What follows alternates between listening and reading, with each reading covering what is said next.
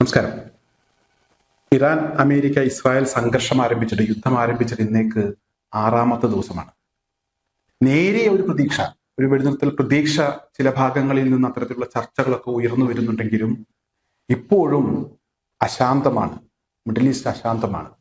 അത്തരത്തിലുള്ള വാർത്തകൾ തന്നെയാണ് പുറത്തു വരുന്നത്. ചെറിയ പ്രതീക്ഷയ്ക്ക് വകയുണ്ട്. ചൈനയുടെ പ്രത്യേക പ്രതിനിധി സംഘം ഗൾഫ് രാജ്യങ്ങളുമായി നേരിട്ട് സംസാരിക്കാൻ എത്തുന്നു. ഇറാനും അതുപോലെ തന്നെ ഗൾഫ് രാജ്യങ്ങളുമൊക്കെയായി ചർച്ചയ്ക്ക് തയ്യാറാകുന്നു, അതിനുവേണ്ട ഒരുക്കങ്ങൾ നടത്തുന്നു എന്നുള്ള ഒരു വാർത്തയാണ് പ്രതീക്ഷയ്ക്ക് വക നൽകുന്നത്. അതേസമയം ഇറാൻ ഖത്തർ പ്രധാനമന്ത്രിയെ വിളിച്ചിട്ടുണ്ട്. ഞങ്ങളെ സംബന്ധിച്ചിടത്തോളം അമേരിക്കൻ ബേസുകൾ തന്നെയാണ് ഞങ്ങളുടെ ലക്ഷ്യം. രാജ്യങ്ങളുമായി, ഖത്തറാണെങ്കിലും സൗദി ആണെങ്കിലും ബഹ്റൈൻ ആണെങ്കിലും കുവൈത്ത് ആണെങ്കിലും ഈ രാജ്യങ്ങളുമായി ഞങ്ങൾക്ക് പ്രത്യേകിച്ച് പ്രശ്നങ്ങളൊന്നുമില്ല എന്ന് പറയുന്നു. UAE ഭാഗത്തു നിന്നൊരു പ്രതികരണം വന്നിട്ടുണ്ട്. ഞങ്ങളുടെ മണ്ണോ ജലമോ ആകാശമോ അമേരിക്കക്കോ ഇസ്രായേലിനോ ഞങ്ങൾ വിട്ടു നൽകിയിട്ടില്ല. ഈ യുദ്ധത്തിൽ ഞങ്ങൾ പങ്കാളികളെയല്ല എന്നുള്ള ഒരു പ്രതികരണം UAE ഭാഗത്തു നിന്നും ഉണ്ടായിട്ടുണ്ട്. എന്തായാലും ഇസ്രായേലിനെയും അമേരിക്കയെയും ഒരു കാരണവശാലും വിടില്ല, ചർച്ചയ്ക്ക് തയ്യാറല്ല എന്ന് പറയുന്ന ഇറാൻ ഗൾഫ് രാജ്യങ്ങളുടെ കാര്യത്തിൽ ഒരു ചെറിയ വിട്ടുവീഴ്ചയ്ക്ക് തയ്യാറാകുന്നു. ചൈന അതിനുവേണ്ടിയുള്ള ശ്രമങ്ങൾ നടത്തുന്നു.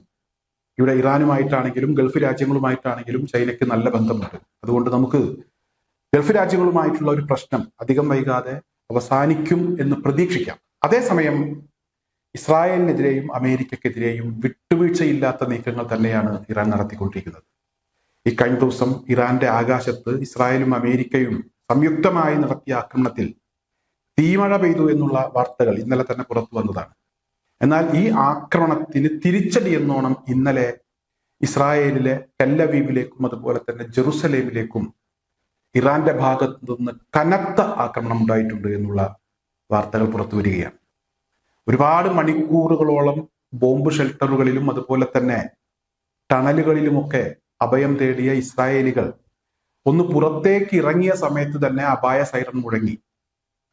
10 ലക്ഷത്തോളം ആളുകൾ ഈ അപായ സൈറൺ മുഴങ്ങിയതിന്റെ ഭാഗമായി വീണ്ടും ബോംബ് ഷെൽട്ടറുകളിലേക്ക് ഇരച്ചു കയറുന്ന സാഹചര്യമുണ്ടായി എന്നതാണ് ഇന്നലെ ഇറാൻ നടത്തിയ ആക്രമണവുമായി ബന്ധപ്പെട്ട് പുറത്തു വന്ന വാർത്ത. അതായത് ഇന്നലെയും ഇസ്രായേലികളെ സംബന്ധിച്ചിടത്തോളം അവർക്ക് ഉറക്കമില്ലാത്ത രാത്രിയായിരുന്നു.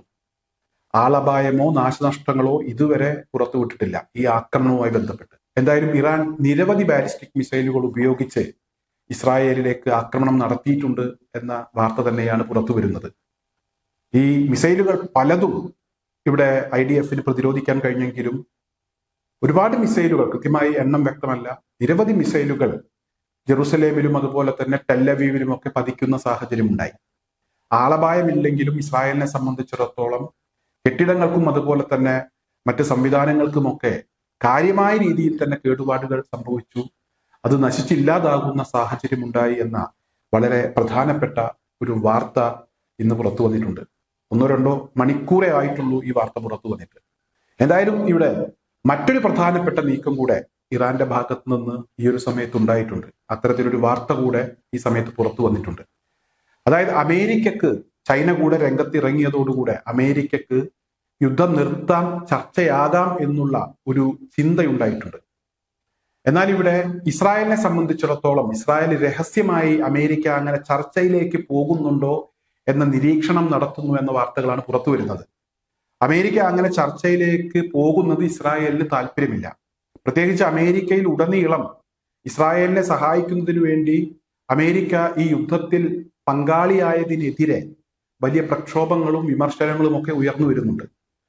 എന്തായാലും അത്തരത്തിലുള്ള വിമർശനങ്ങളും പ്രക്ഷോഭങ്ങളും ഒരു ഭാഗത്ത് ഉയർന്നു വരുന്നു. അതോടൊപ്പം തന്നെ ഇവിടെ അമേരിക്കയെ സംബന്ധിച്ചിടത്തോളം ഇറാന്റെ ഡ്രോണുകളെയും അതുപോലെ തന്നെ ബാലിസ്റ്റിക് മിസൈലുകളെയും ഒക്കെ പ്രതിരോധിക്കുന്നതിന് ആവശ്യമായിട്ടുള്ള മിസൈലുകൾ അത് വളരെയധികം കുറഞ്ഞിരിക്കുന്നു. ആ മിസൈലുകളുടെ ഒരു ഷോട്ട് കാര്യമായ രീതിയിൽ തന്നെയുണ്ട്. മിസൈലുകളുടെ കുറവ് കാര്യമായ രീതിയിൽ അമേരിക്ക അനുഭവിക്കുന്നുണ്ട്.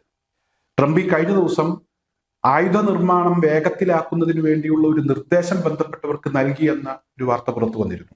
എന്തായാലും ഇവിടെ ഈ ഇറാൻ ആയുധങ്ങളെ പ്രതിരോധിക്കുന്നതിന് വേണ്ടി അമേരിക്ക ഉപയോഗിക്കുന്ന മിസൈലുകൾ നിർമ്മിക്കണമെങ്കിൽ, ഒരു മിസൈലിന്റെ നിർമ്മാണം പൂർത്തിയാക്കണമെങ്കിൽ ചുരുങ്ങിയത് 2 വർഷമെങ്കിലും എടുക്കും എന്നുള്ള ഒരു വിവരമാണ് പുറത്തു വരുന്നത്. ഇറാൻ ആകട്ടെ ഇവിടെ ആദ്യം അവരുടെ കയ്യിൽ നേരത്തെ അവർ ഉണ്ടാക്കി വെച്ചിരുന്ന പഴയ ആയുധങ്ങൾ ഉപയോഗിച്ചാണ് ഇപ്പോൾ ആക്രമണം നടത്തുന്നത്. പ്രത്യേകിച്ച് $20,000 മാത്രം വിലയുള്ള ഡ്രോണുകളൊക്കെ ഉപയോഗിച്ച് വ്യാപകമായി ആക്രമണം നടത്തുന്നു. അങ്ങനെ ആക്രമണം നടത്തുമ്പോൾ ഈ $20,000 വിലയുള്ള ഡ്രോണുകളെ തകർക്കാൻ പോലും വില കൂടിയ മിസൈലുകൾ അമേരിക്കക്ക് ഉപയോഗിക്കേണ്ടി വരുന്നു. കൂട്ടമായി ഡ്രോണുകൾ ചെല്ലുന്നതിന്റെ ഭാഗമായി ഈ മിസൈലുകളുടെ ഉപയോഗം കൂടുന്നു. സാമ്പത്തിക പ്രതിസന്ധിക്ക് പുറമെ ആയുധങ്ങളുടെ ഒരു കുറവ് കൂടെ അമേരിക്ക ഇപ്പോൾ അനുഭവിക്കുന്നു. അതുകൊണ്ടാണ് അമേരിക്കക്ക് ചർച്ചയാകാം എന്നുള്ള ഒരു ചിന്തയുണ്ടായിട്ടുള്ളത്. പിന്നെ ചൈന ഈ വിഷയത്തിൽ ഇടപെടുന്നത് അമേരിക്കക്ക് കാര്യമായ രീതിയിൽ ക്ഷീണം ചെയ്യുമെന്നുള്ള ഒരു വിഷയവും അപ്പുറത്ത് നിൽക്കുന്നുണ്ട്. അതായത് ചൈന ഗൾഫ് രാജ്യങ്ങളുമായി ചർച്ചയ്ക്ക് വരുന്നു, പ്രതിനിധികളെ അയക്കുന്നു എന്ന കാര്യം ഞാൻ നേരത്തെ പറഞ്ഞിരുന്നു. എന്നാൽ പ്രത്യേക സാഹചര്യത്തിൽ ഒരു ചർച്ചയാകാമെന്ന് അമേരിക്ക ചിന്തിക്കുമ്പോൾ ഇസ്രായേൽ അതിന് തടസ്സം നിൽക്കുന്നു എന്ന വാർത്ത പുറത്തു വരുന്നു. ഈ സാഹചര്യത്തിൽ ഇവിടെ ഇറാൻ ഇസ്രായേലിന് കൂച്ചുവിലങ്ങുന്ന രീതിയിലുള്ള ഒരു വിവരം ഇപ്പോൾ പുറത്തുവിട്ടിരിക്കുകയാണ്. അതായത് ഇസ്രായേലിനെ സംബന്ധിച്ചിടത്തോളം അവരുടെ ആണവ കേന്ദ്രം സ്ഥിതി ചെയ്യുന്നത് ഡിമോണയിലാണ്. ഇസ്രായേലിലെ ഡിമോണയിലാണ്, ഒരു മരുഭൂമിയിലാണ് ഈ ആണവ കേന്ദ്രം സ്ഥിതി ചെയ്യുന്നത്. ഈ ആണവ കേന്ദ്രത്തിന്റെ ചിത്രങ്ങൾ, ഉപഗ്രഹ ചിത്രങ്ങൾ പ്രദർശിപ്പിച്ചുകൊണ്ട് ഇസ്രായേലിലെ ഡിമോണ എന്ന് പറയുന്ന ആണവ കേന്ദ്രത്തിലേക്ക് ആക്രമണം നടത്തുമെന്നുള്ള ഒരു ഭീഷണിയാണ് ഇപ്പോൾ ഇറാൻ മുഴക്കിയിരിക്കുന്നത്. ഏതായാലും അങ്ങനെ ഒരു ആക്രമണം നടത്തിയാൽ ഇവിടെ ജോർദാനെയും അതുപോലെ തന്നെ ഇസ്രായേലിനെയും മറ്റ് ഗൾഫ് രാജ്യങ്ങളെയും ഒക്കെ ഈ ആക്രമണം ബാധിച്ചേക്കും എന്നുള്ള വളരെ ഗുരുതരമായ ഒരു വിവരം ഇപ്പോൾ പുറത്തു വരികയാണ്.